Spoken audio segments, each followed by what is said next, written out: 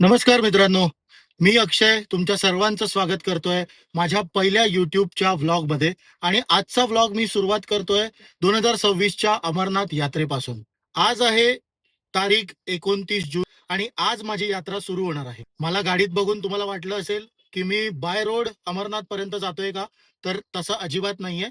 मी वाया ट्रेनने जाणार आहे. तो माझी जर्नी कशी असणार आहे अमरनाथ पर्यंत याची पूर्ण माहिती आपण या व्लॉग मध्ये तुमच्यापर्यंत पोहोचवण्याचा पुरेपूर प्रयत्न करणार आहोत. युट्यूबचा प्रवास तर सुरू करायचा ठरवलाय, पण त्यामध्ये तुमचं प्रेम हे बहुमोलाचं असणार आहे. कारण तुमच्या ज्या सूचना असतील त्या मला खूपच इम्प्रूव्ह करतील. कारण असं म्हणतात की माणसांच्या ज्या चुका होतात आणि त्या चुका एक्सेप्ट करून त्याच्यावर जो काम करतो तो आयुष्यात खूप पुढे जातो. तर आपले हे व्लॉग बघत असताना, व्हिडिओज बघत असताना तुम्हाला माझी एकच मनापासून कळकळीची विनंती राहणार आहे की चांगल्या गोष्टी ज्या असतील त्या तर तुम्ही नक्कीच सांगालच, पण माझ्या काही चुका होत असतील किंवा मला जे काही इम्प्रूव्हमेंट करायचंय ते आवर्जून सांगा. तर बेसिकली 1 महिन्यापूर्वी जेव्हा डेट्स डिक्लेअर झाल्या होत्या अमरनाथ यात्रेच्या, तेव्हाच आम्ही ऑनलाईन रजिस्ट्रेशन करून ठेवलं होतं. आणि माझ्याबरोबर माझे काही मित्र पण चाललेत. त्यापैकी काही मित्र हे दरवर्षी करतात. आणि काय खरंच भोलेबाबांची त्यांच्यावर कृपा आहे की त्यांना दरवर्षी ते दर्शनासाठी बोलवतात. मीही गेले 2-3 वर्ष त्यांच्यासोबत जाण्याचा प्रयत्न करतोय, पण माझा काय नंबर या वर्षी लागला. शेवटी म्हणतो ना, देवाची कृपा, देवाची इच्छा असल्याशिवाय कुठलीच गोष्ट होत नाही. तुम्ही या गोष्टीवर बिलीव्ह करता की नाही, कमेंट्स मध्ये प्लीज कळवा. मी त्या शक्तीवर खूपच विश्वास ठेवतो. माझा फेथ आहे, माझा ट्रस्ट आहे. माझ्या आयुष्यात ज्या काही चांगल्या गोष्टी घडल्यात आतापर्यंत त्या फक्त आणि फक्त त्या ईश्वरी शक्तीमुळेच घडल्यात, हे माझं मनापासून मानतो. हा, जसं मी म्हणालो, 1.5 महिन्यापूर्वीच आम्ही रजिस्ट्रेशन करून ठेवलं होतं आणि फायनली आज निघायची वेळ आलेली आहे. रस्ते बोलतात. रस्ते कधीच शांत नसतात. प्रत्येक वळण काहीतरी शिकवून जातं. प्रत्येक चढ सांगतो हार मानू नको, आणि प्रत्येक उतार आठवण करून देतो वाईट वेळ कायम राहत नाही. म्हणूनच म्हणतात, रस्ते फक्त अंतर कमी करत नाही, ते माणूस घडवतात. कारण रस्ते आता झालंय असं की मला झालाय लेट. तशी तर आमची गाडी आहे काहीतरी 8:45 का 9 वाजताची, आणि माझे बाकी सगळे मित्र जे आहेत ते रेडी झालेत आणि सगळ्यांचे फोनवर फोन येत आहेत. सध्या मी चाललोय घरी, कारण पुढचे जवळजवळ 8 ते 10 दिवस मी मुंबईत नसणार आहे. तर जेवढी काही कामं पेंडिंग होती ती सगळी संपवली आहेत आणि आता वाजलेत 6:15 आणि पॅकिंगचं सामान सगळं काढून ठेवलंय, पण पॅकिंग काहीच झालेलं नाही. सो पहिलं घरी पोहोचल्यानंतर फ्रेश होऊन पॅकिंग करायची आहे. घरून पॅकिंग करून निघेपर्यंत 7:30 वाजलेच, पण समहाव आय मॅनेज लवकर लवकर करायला. थेट भेटतो गाडीमध्ये बोर्ड झाल्यावरती. फायनली जर्नी स्टार्ट झाली आहे. मुंबई सेंट्रल वरून ट्रेन सुटलेली आहे.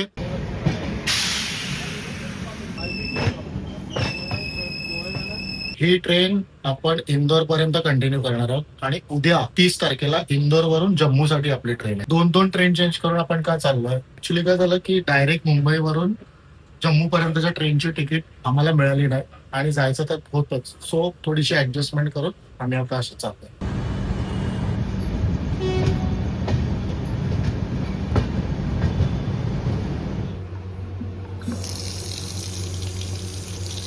गुड मॉर्निंग सर्वांना. आणि फायनली आता इंदोरला पोहोचलो आहे.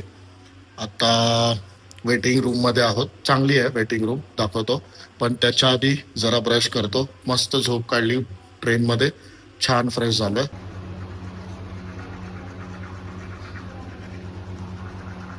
12 तासाचा मुंबई सेंट्रल वरून इंदोर पर्यंतचा प्रवास या ट्रेनने आम्ही केला. बरोबर 12 तास लागले आम्हाला. आणि आता आम्ही प्लॅटफॉर्म नंबर 4 वरती आहोत इंदोरचा. आणि 4 नंबर प्लॅटफॉर्मच्या मागेच AC वेटिंग रूम आहे. खूप छान आहे.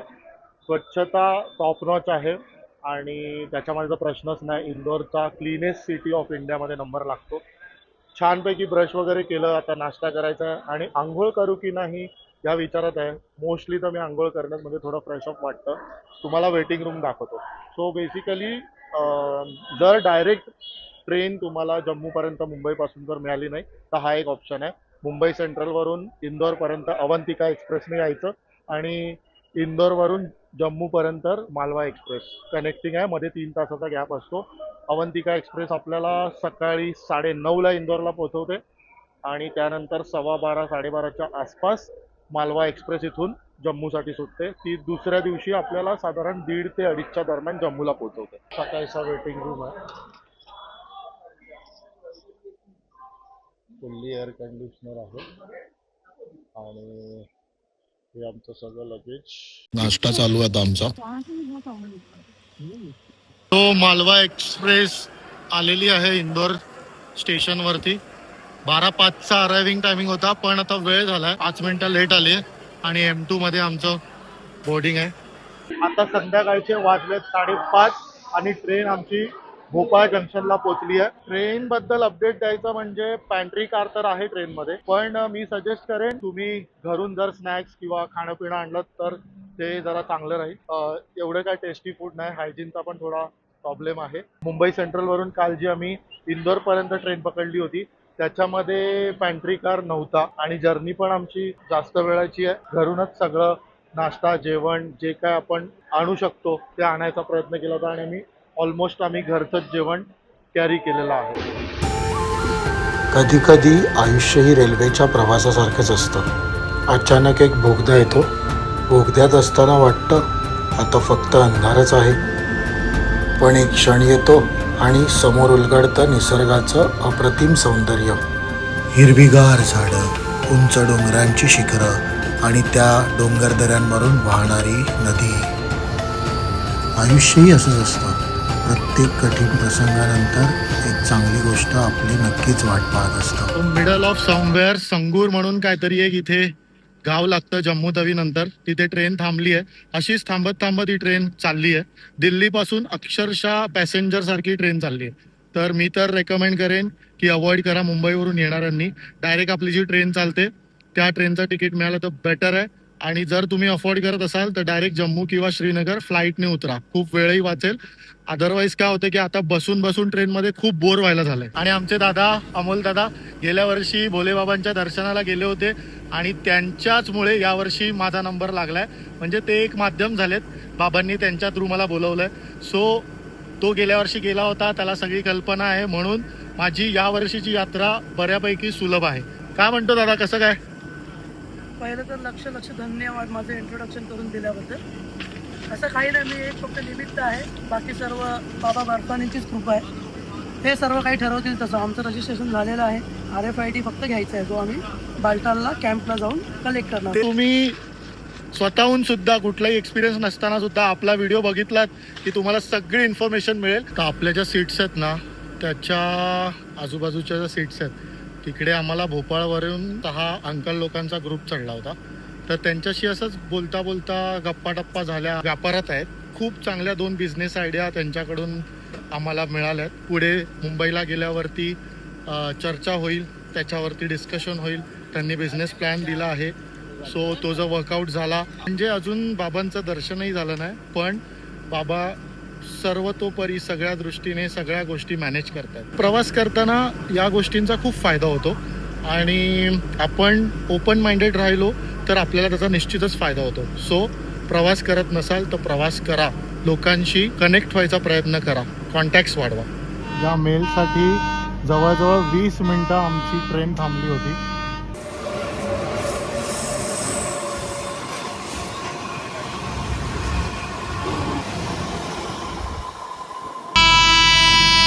ही समोरून येणारी दुसरी मेल क्रॉसिंग. अजूनही आम्ही इथेच आहोत. आता ही जाईल, ह्याच्यानंतर पण आमची गाडी सुटेल की नाही माहीत नाही. समोरून धावून जाणारी प्रत्येक ट्रेन काही क्षणांचीच भेट असते. काही लोकही आयुष्यात असेच भेटतात. क्षणभर आपल्यासोबत प्रवास करतात, आठवणी देतात आणि मग आपापल्या मार्गाने निघून जातात. प्रवास सुरूच राहतो, फक्त डबे आणि चेहरे बदलत राहतात.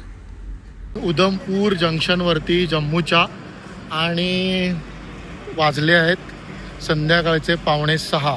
पुन्हा एकदा आमची ट्रेन क्रॉसिंगसाठी थांबली आहे. सीन दाखवतो तुम्हाला, सीन पहाडों का सीन दिखाता हूं पूर्ण. So this is the beauty of Kashmir. 1 जुलै आणि वाजलेत संध्याकाळचे 7:45. फायनली इंदोरवरून काल दुपारी 12:15 वाजता आम्ही ट्रेन पकडली होती. बघा याच ट्रेननी आलो आणि आत्ता या ट्रेननी आम्हाला कटराला फायनली पोचवलेलं आहे. आता बघा 12:15 दुपारी ते आज संध्याकाळी 7:45 एवढ्या तासाची जर्नी झालेली आहे आणि आता आम्ही कटराला पोचलो आहोत.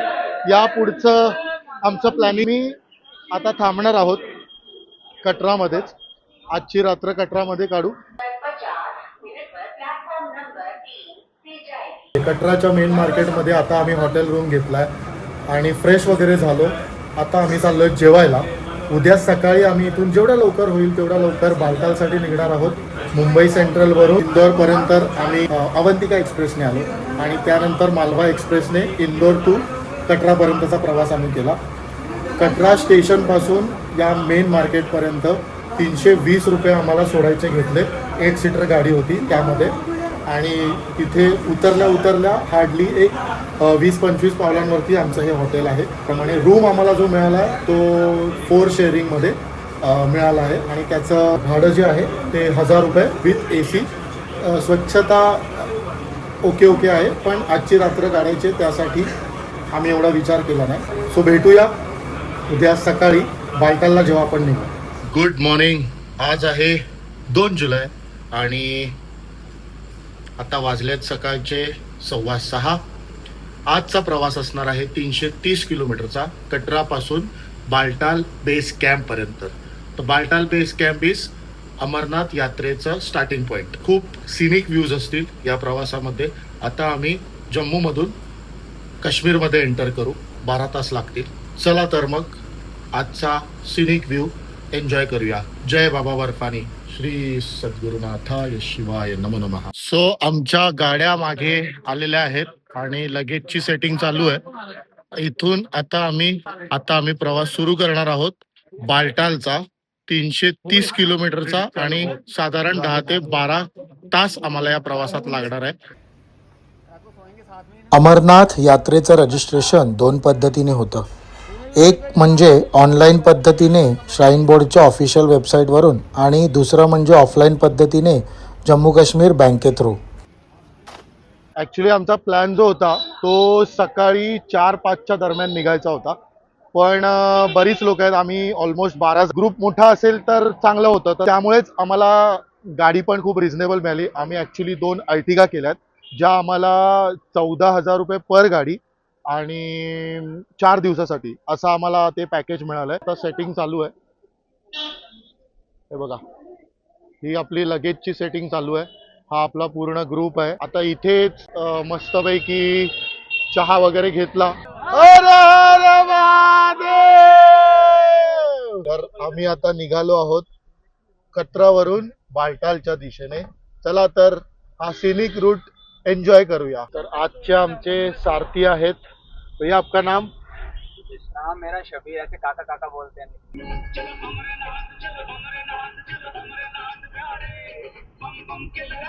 सो आता मागे तुम्हाला दिसत असेल की सगळ्या गाड्यांची रांग लागली आहे. सो इथे हॉल्ट केले गेलंय कारण मेन रोडवरून आता मिलिटरीचा कॉन्वॉय जाईल बालटाल किंवा पहलगामच्या दिशेने. मला एक्झॅक्ट आत्ता या क्षणाला माहिती नाही कुठचा असेल. पूर्णपणे गाड्या उभ्या केलेल्या आहेत. बघा तिथे वरती पण तिथे रस्ता असा टर्न होऊन वरती चढतोय जिथपर्यंत नजर जाईल तिथपर्यंत गाड्याच गाड्या आहेत. भैया कितना टाइम रुकना पड़ेगा? सुबह 5 बजे से खड़ी हैं गाड़ियाँ. ये गाड़ियाँ हम इधर से सुबह गए अभी.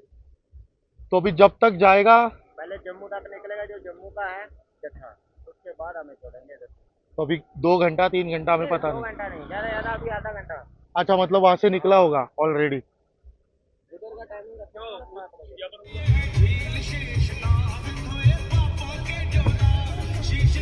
जय बाबा अमरनाथ.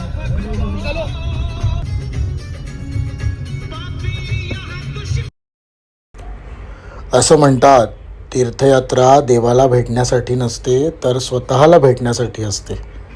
घरापासून दूर गेल्यावर दैनंदिन धावपळ मागे राहते आणि मन शांत व्हायला लागतं. प्रत्येक मंदिर, प्रत्येक घाट, प्रत्येक पाऊल आपल्याला नम्रता, संयम आणि कृतज्ञता शिकवते. कारण तीर्थयात्रा म्हणजे फक्त ठिकाणांचा प्रवास नाही, तो मन, श्रद्धा आणि स्वतःकडे परत जाण्याचा प्रवास असतो. तीर्थयात्रा अंतर कमी करत नाही तर अहंकार कमी करते. देव शोधण्यापेक्षा स्वतःला शोधण्याचा मार्ग म्हणजे तीर्थयात्रा. तीर्थयात्रेत बदलतं ते ठिकाण नाही, दृष्टिकोन. परत एकदा आम्हाला ट्रॅफिक लागलेला आहे. माझ्या मागे तर दिसतच असेल आणि या बाजूला पुढे पण बघा. सो देवाचं दर्शन असं सहज होत नसतं. 10 वाजलेत, 4 तास ऑलरेडी होऊन गेलेत आणि 4 तासात आम्ही फक्त 65 किलोमीटर डिस्टन्स कव्हर केलंय. ट्रॅफिक सुटलेलं आहे आणि असं काहीसं होतं, पटापट निघावं लागतं. या ट्रकमुळे ट्रॅफिक लागलं होतं. या ट्रकमुळे आता आम्ही फर्स्ट टनल मध्ये एंटर करत आहोत. कोणसा टनल भाई साहब ये? Chenani tunnel, Mukherjee tunnel. श्यामा प्रसाद मुखर्जी. वो तो बाद में आएगा ना? नहीं, श्यामा प्रसाद मुखर्जी टनल एंटर करतोय. जम्मू काश्मीर. इथे रोड ट्रिप करताना एक गोष्ट नक्की जाणवते. प्रत्येक टनल म्हणजे काही क्षणांचा अंधार, पण टनल संपताच समोर उलगडते स्नो कवर्ड माउंटेन्स, हिरव्यागार व्हॅलीज आणि नजरेत न मावणारं ब्युटी. प्रत्येक टन म्हणतो पुढे चल, अजून सुंदर दृश्य तुझी वाट पाहत आहेत. इथले रोड आपल्याला पेशन्स शिकवतात, नेचरची जादू दाखवतात आणि प्रत्येक किलोमीटर एक अनफॉर्गेटेबल मेमरी बनवतात. आता आम्ही हॉल्ट घेतलाय ऑफिशियल. वाजलेत साधारण 11:30 आणि नाश्ता तर आम्ही केला नाही, स्किप झाला आमचा, कारण ट्रॅफिक लागलं होतं तर त्यामुळे त्याच्यामध्ये बराच वेळ गेला. सो आम्ही कंटिन्यू केलं ते सुटल्यानंतर. आता चेनानी टनलच्या नंतर एक पुढे 5-6 किलोमीटर आल्यावर एक लंगर आहे. लंगर म्हणजे 24 तास चालतो. आपण तसं बघायला गेलं तर फ्री अन्नदान आपल्याकडे जसं चालतं, अन्नदानाचाच हा प्रकार आहे. नॉर्थ साईडला त्याला लंगर असं म्हणतात. तुम्ही जर गुरुद्वारामध्ये वगैरे गेला असाल तर तुम्हाला कल्पना असेल. तर ते फ्री असतं, फ्री ऑफ कॉस्ट सेवा म्हणून करतात. रोड क्रॉस करून या बाजूला आलो आहे. इथे टॉयलेट्सची व्यवस्था आहे. असे हे बायो टॉयलेट्स लावलेले आहेत. त्या बाजूला लेडीज, इथे जेंट्स. ह्याच्यामध्ये पण तिकडे वॉश बेसिन दिसत आहे. वरती पाण्याची टाकी वगैरे लावली आहे.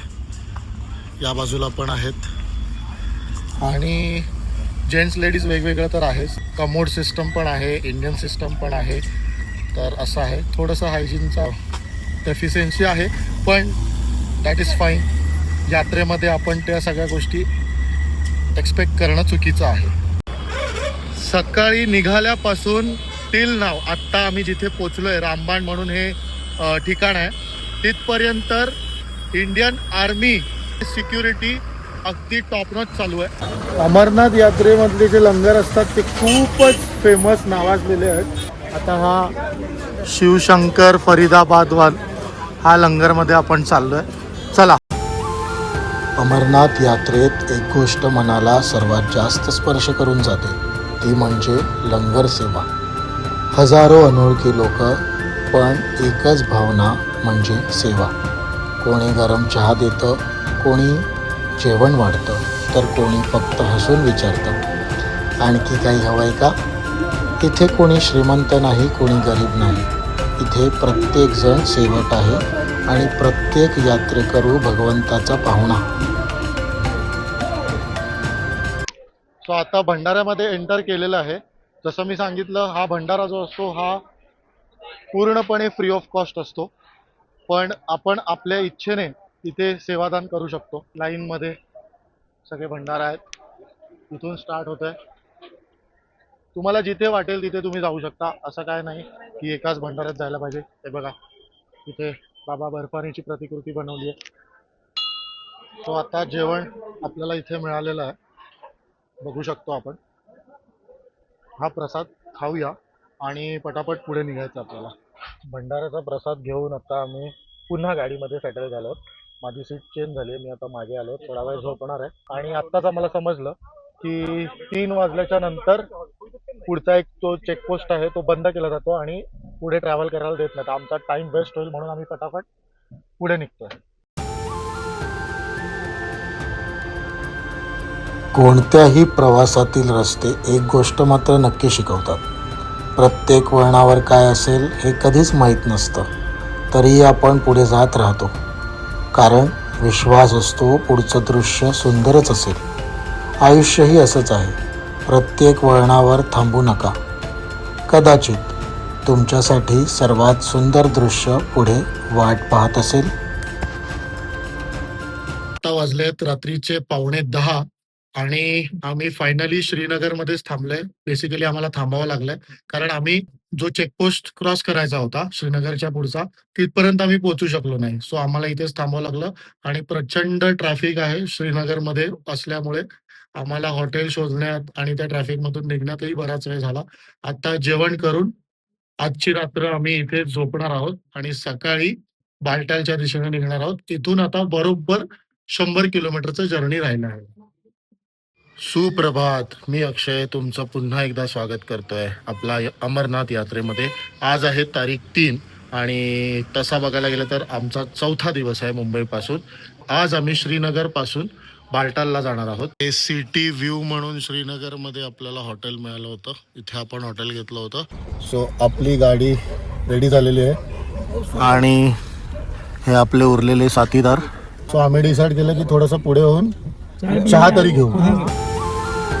श्रीनगरच्या रस्त्यांवरून फिरताना जाणवलं, इथे प्रत्येक गल्लीची एक गोष्ट आहे. जुन्या लाकडी घरांमधून वाहणारा इतिहास, गजबजलेल्या बाजारांची धडपड आणि शांतपणे उभी असलेली जामा मस्जिद. लोकांच्या चेहऱ्यावरचं साधेपण आणि त्यांच्या बोलण्यातला आपुलकीचा सूर. प्रत्येक वळणावर दिसणारा काश्मीरचा आत्मा. श्रीनगर म्हणजे एक शहर नाही, तो इतिहास, संस्कृती आणि माणुसकीचा जिवंत प्रवास आहे. आता आम्ही सोनमर्गच्या रस्त्याला लागलोय आणि आता प्युअर व्हेज पंजाबी ढाब्यावरती चहा नाश्त्यासाठी थांबलोय. या रस्त्याला प्रचंड प्रचंड आर्मीची सिक्युरिटी आहे. Thanks to Indian army. त्यांच्यामुळेच आपला प्रवास अतिशय सुखकर होतोय. Once again thanks to Indian army. मी दाखवतो तुम्हाला. हे बघा, इथे हे जवान उभे आहेतच आपल्या सिक्युरिटीसाठी. हे पहाटे पार्ले बिस्किट. और रितेश भैया, क्या हालचाल? नींद वगैरह प्रॉपर हो गई? कितने बजे उठे? 3 बजे. आपले रितेश दादा भोपाळचे 3 वाजता उठले. अमोल दादा, झाली का झोप? सावजी, चाय बढिया. चला, दिल्लीवरून अमरनाथला चाललेत. यांचा बाईकचा सेटअप बघू शकतो आपण अशा प्रकारे. चलो, जय बाबा बर्फानी. गांदरबल ओलांडताना जाणवलं की प्रवासाची खरी सुरुवात तर आता होते. हळूहळू शहर मागे जातंय आणि निसर्ग आपलं स्वागत करायला पुढे येतोय. नदीची साथ, डोंगरांची शांतता आणि थंडगार वाऱ्याची हाक. आपण सोनमर्गला पोहोचलोय. माझ्या मागे तुम्ही बघू शकता, हे वरतून ग्लेशियरचं पाणी वितळून पुढे चाललंय. नजारा बघा. का काश्मीरला स्वर्ग म्हणतात त्याचं कारण, अद्भुत कारण. आणि आता इथून आमचा बेस कॅम्प जो आहे बाल्टालचा, तो फक्त 25 किलोमीटर आहे. आणि सुरू होतं सोनमर्ग. पहिल्याच नजरेत समजतं याला सोन्याचं कुरण का म्हणतात. इथे आल्यावर घड्याळ थांबत नाही, पण मन मात्र थांबून प्रत्येक क्षण जगायला लागतं. सोनमर्ग ही फक्त एक जागा नाही, निसर्गाने लिहिलेली एक सुंदर कविता आहे. सो बेस कॅम्पला पोहोचलोय. इथून थोडंसं पुढे आम्ही चाललोय, जिथे आपल्याला आपल्या लगेज सगळं जे आहे ते मशीन थ्रू चेकिंग करायचं आहे. त्याच्यानंतर गाड्या ज्या आहेत त्या पुढे येतील. पुन्हा आम्ही गाड्यात बसू आणि जेवढं शक्य तेवढं पुढे जाण्याचा प्रयत्न करू. गाड्या किती आहेत बघा. हा पूर्ण पॅसेज, सगळ्याकडे गाड्याच गाड्यात. ॲप्रॉक्स 15 ते 20 किलोमीटरच्या डिस्टन्समध्ये टेम्परेचर एकदम डाऊन झालं आहे. मस्त वेदर झालेलं इथे. मला वाटतं पाऊस नुकताच पडून गेलेला आहे, पण आता जर बघितलं तर वातावरण एकदम मोकळं आहे. हा बघा, हे जे ट्रक चालत आहेत हे लेहचा रोड आहे, कारगिल लेह. या रोडने आपण पुढे लडाख लेह कारगिल इथे जातो. हे बघा किती वरती आहेत बघा इथून. आतमध्ये गेल्यावर सर्वप्रथम आमचं पहिलं प्रायोरिटी आहे ज्यांचं आमचं रजिस्ट्रेशन झालेलं आहे ऑनलाईन. आम्ही जे 2 महिन्यापूर्वी जे केलेलं आहे ते आमचे 3 RFID कार्ड इथे बनवायचे आहेत. आणि उरलेल्या लोकांचं आम्हाला ट्राय करायचं की इथे तत्काल रजिस्ट्रेशन आम्हाला मिळतंय का. नमः पार्वती पते हर हर महादेव.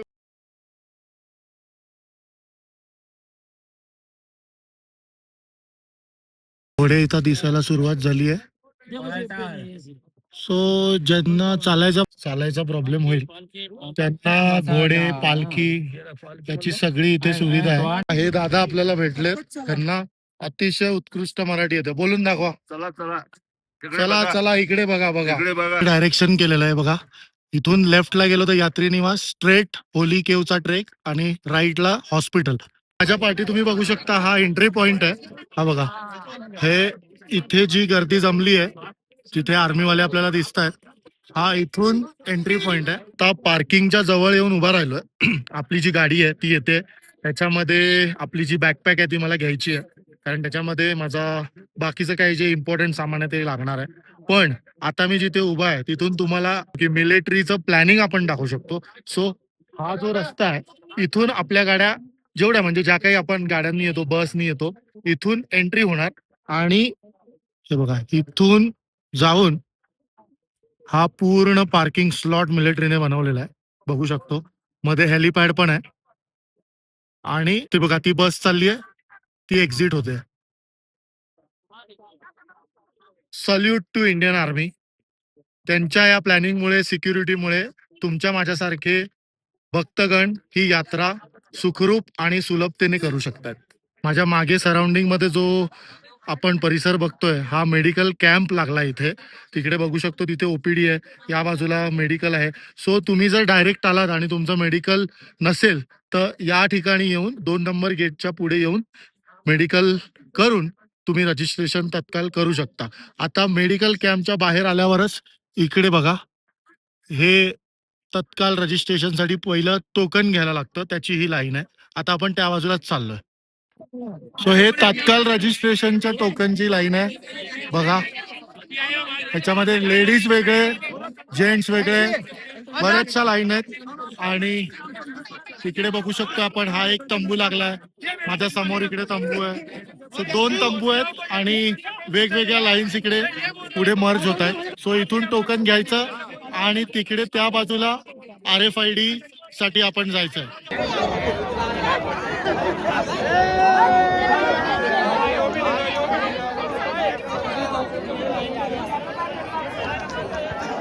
काश्मीरला आलो आणि कावा नाही प्यायलो असं होईल का. सो फायनली आता इथे कावा घेतलाय. अमोल दादाचा पिऊन झालाय, त्याने पहिलं टेस्ट केला, त्याच्यानंतर वैभव दादाने आणि मी घेतलाय. वैभव दादा ठीक आहे मस्त. सो आता मी बघतो कसा आहे. सुर के पियो. जबरदस्त जबरदस्त. हे RFID सेंटर आहे, इकडे आपल्याला विजा मिळतो. विजाच बोलू शकतो आपण यात्रेचा. सो ही प्रोसेस आहे. इथे माझा नंबर येईल, हे माझं परमिट, हे परमिट इथे दाखवायचं आहे आपल्याला. फायनली आपल्या तिघांचं RFID कार्ड रेडी झालेलं आहे. दाखवा रे दाखवा. RFID तुझा दाखव. आणि आता आपण स्कॅनिंग लाईन मध्ये आहोत. इथून आपण आत जाणार आणि आतलं दृश्य काय ते बघूया. सिक्युरिटी चेक करून आपण आता इथे बाहेर आलोय आणि बाहेर बघू शकतो पूर्णपणे मागे सगळे टेंट्स वगैरे लागलेत. ते बघा इथून आपण बाहेर आलो आणि ते सगळीकडे आता आपल्याला त्या दिशेने जायचंय. या लंगरमध्ये प्रसाद घेतल्यानंतर आम्ही आमच्या टेंटमध्ये सेटल झालो. आता उद्या सकाळी आपण बाबा बर्फानीच्या पवित्र गुहेकडे ट्रेक स्टार्ट करणार आहोत. भेटूया पुढच्या ब्लॉगमध्ये.